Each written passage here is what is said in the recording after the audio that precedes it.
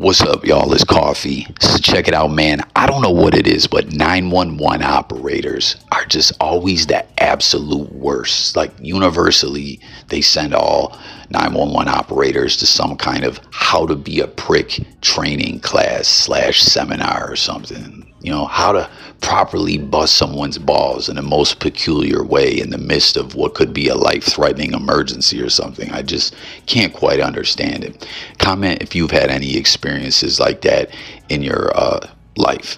I got a 911 story I'll share a little later, but in this news story we're talking about here, in this one particular department, it showed the problems are far worse and run much deeper.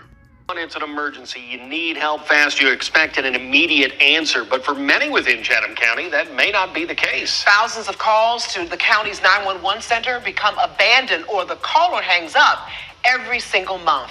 And one Windsor Forest resident says that you may not have received the answer you're looking for when you call there. That's right. WTOC investigative anchor Haley Bolin has been looking into Chatham County's 911 call volume and brings us one man's shocking story.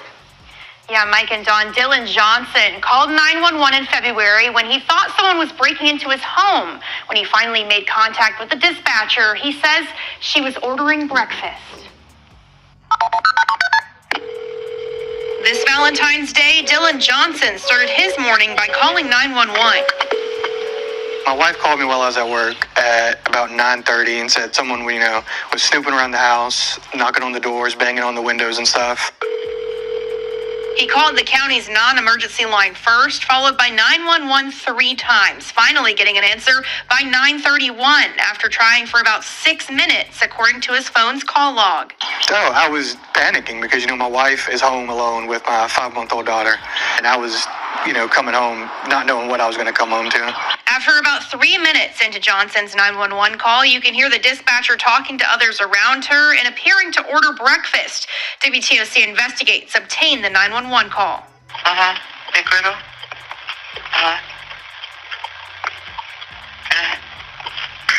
Sorry, what? Johnson says he was stunned by what he heard.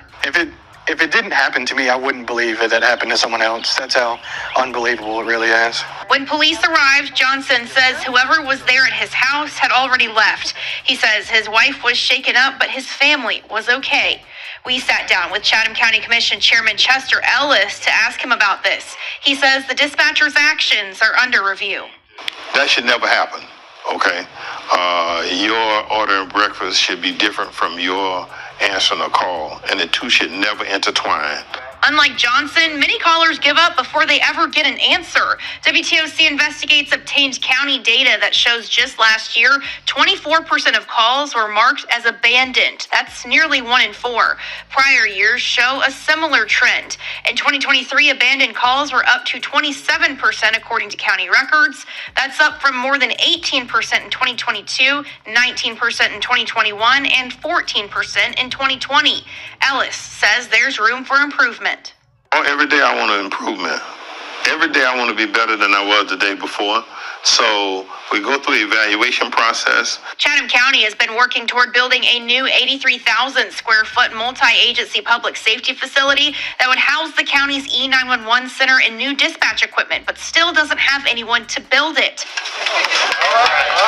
Chatham County hosted a groundbreaking last May, but has had to go back to the drawing board on contractors, putting the project out for bid a 3rd time.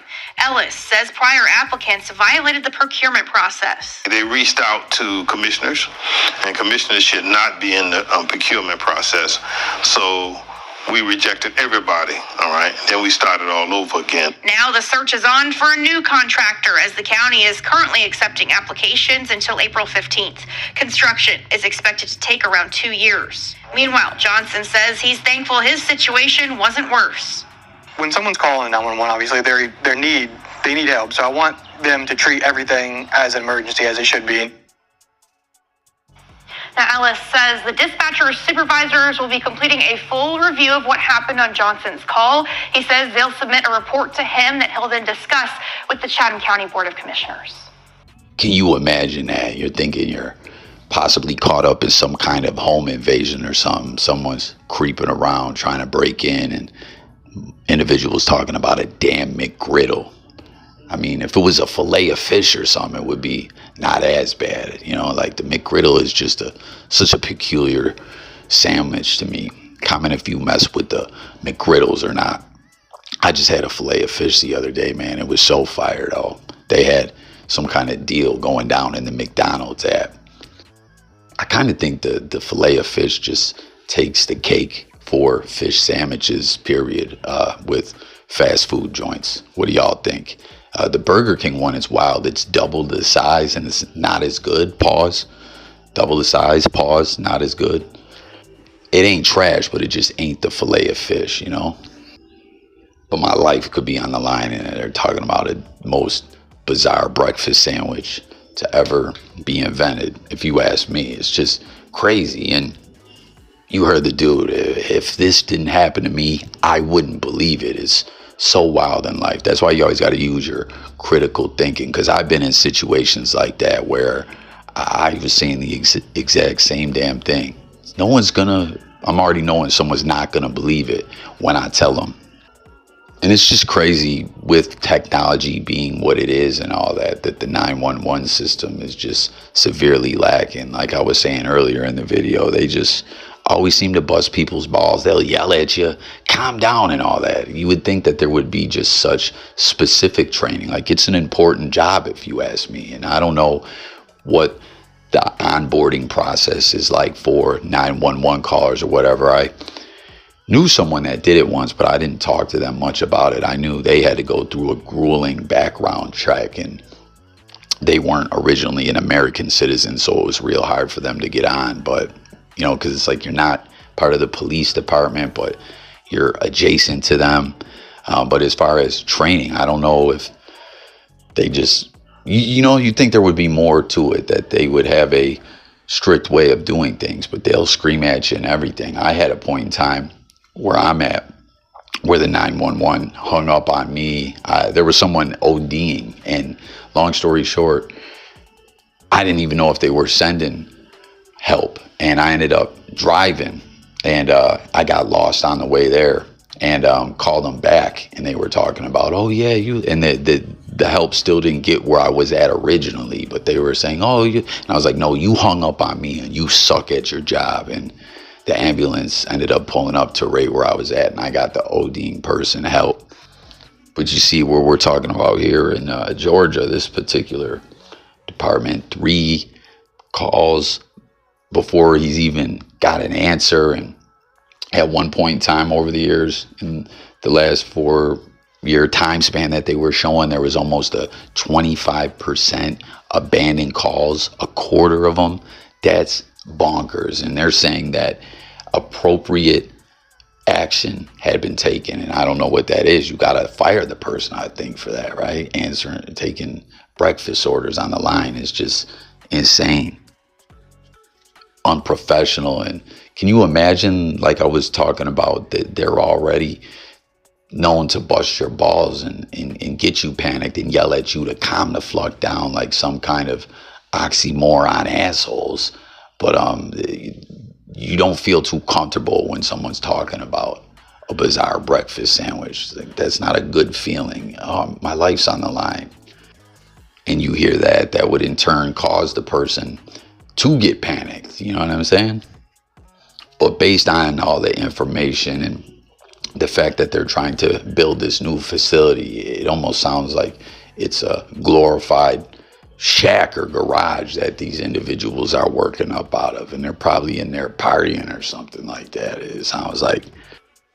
They also said too that in this particular instance, this call that's being referenced here, 24 seconds into the call, help was already dispatched, and it took them 16 minutes to get there, which that's kind of a long time response in my opinion. But you know, it really makes you wonder with 911, like I was saying, so often in these calls, it is sound like the person is trying to fluck with the person rather than keep them calm and let them know help's on the way. You know, it sounds like they're busting their balls and agitating them or whatever. If like with what we're talking about here, the fact that the help was already dispatched out, the call was 24 seconds, so often, wouldn't 911 just be better off hanging up, because they want you to stay on the line? But I don't know. I just feel like a lot of the times it's like, hey, if help's on the way, unless there's some kind of specific instructions that the 911 operator is going to give the person for life-saving measures or something like that, that's got to be done ASAP in a hurry before help arrives. What more can they really do? Like, if you really want to get down to the thick of it, pause.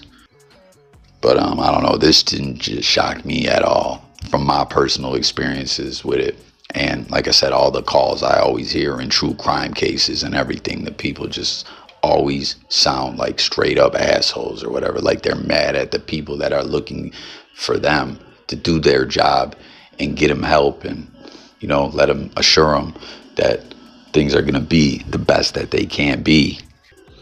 But let me know what you think about it all and what it's like in your area. Again, any instances or experiences you've had, and aside from 911 operators being douchebags, something else that's crazy that goes on where I live, and I'm intrigued to know if anyone else out there, it's a mess like this, what I'm about to describe where you live as well, is for any non-emergency stuff, if you have to call 911, it could take up to 3 hours to get someone on the line.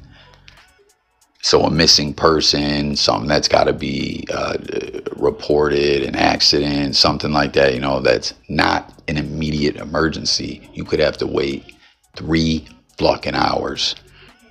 And then it's put into a sheet of calls that certain things will take priority and jump the list over others. The cops will just work their way through it. It's just an absolute shame. But the spot that I'm at is just a whole mess with the police force.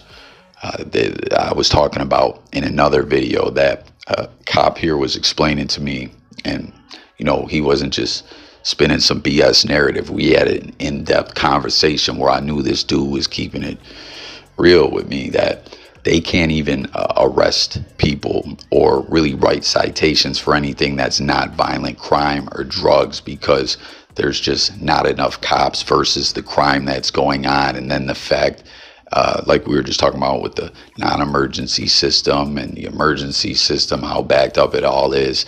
And they can't even give out traffic tickets. Only traffic cops can, because the other side of the coin, on top of all the crime that they can't take care of already, things when they're going to court are so backed up that a lot of cases just get thrown out. So it's just a revolving door of chaos and madness out here, man. And then what we see what's going on here in this situation in Georgia with this joke of a 911 operator call center, breakfast sandwiches and parties going on. It happens from all angles, and that's a problem, man. These things can be the difference between life and death. But there you have it, the McGriddle 911 call. Let's discuss it all. Subscribe to the channel and stay tuned for more news and much more. It's Coffee signing out, guys. Peace.